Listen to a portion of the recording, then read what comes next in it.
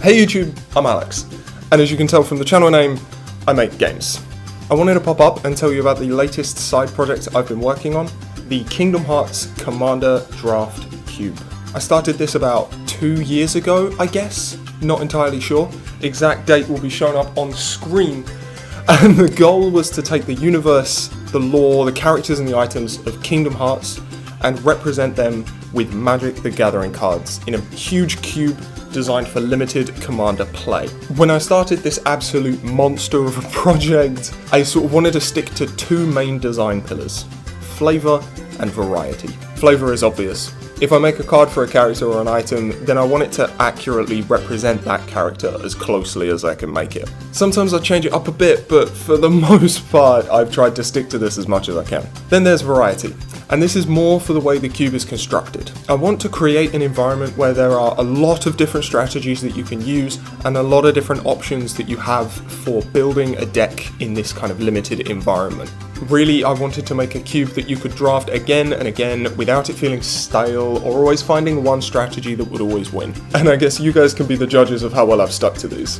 The cards in the cube have been broken down into a number of factions, but the 5 main ones are the Keyblade wielders in Mardu. Basically anyone with a Keyblade fits here, with a few exceptions. This faction is all about equipment and swinging. Its custom mechanic is Chosen, which is an ability that allows the creature to equip one and only one Keyblade, unless the card says otherwise, but that's a whole other thing. Next up, there's the Heartless in Sultai. This one speaks for itself. All of the Heartless that can be found in all of the games are right here. The main focus is go wide tokens with Devotion to Black added in. Its custom mechanic is Pure Blood, which is an ability that adds an additional 1 to your Devotion to Black count. So even a token can now count for your Devotion to Black if it has Pure Blood. Naturally, this references the difference between Pure Blood Heartless and Emblem Heartless. Next up, we've got more villains with the Nobodies in Jeskai. These guys also speak for themselves. This is Organization 13 from Kingdom Hearts 2, and all the other Nobodies that you fight in that game, all of them can be found right here. There aren't as many different Nobodies as there are Heartless, so they're more focused on control strategies with an emphasis on blocking. Their custom mechanic is Desperation Move, which triggers the first time the creature is damaged each turn and is usually a pretty nuts effect. Then we've got the Disney Worlds in Tima.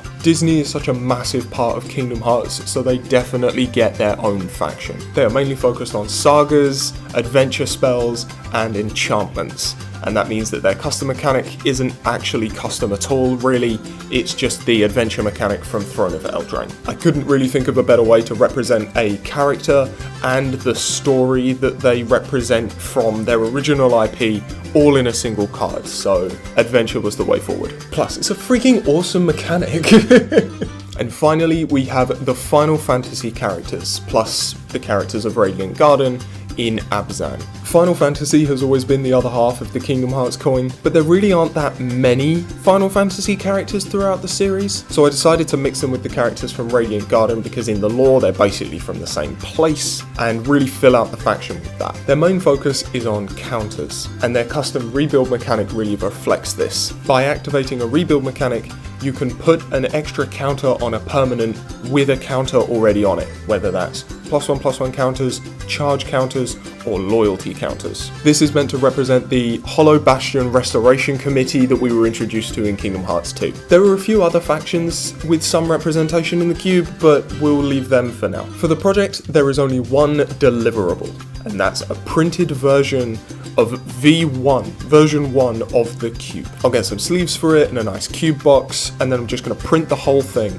so that it's ready to be used physically around a table with a group of friends. And that's the project, basically. In terms of the channel, so far I just plan on showcasing this for now. I'm planning on doing a load of videos to introduce you to certain characters, items, strategies, even maybe deck techs. I'd love to do tier lists for things like all of the Keyblades, or all of the vehicles, or all of the enchantments. I mean, maybe I'll even try and tell the story of Kingdom Hearts through the cards. That could be a really good video idea, actually.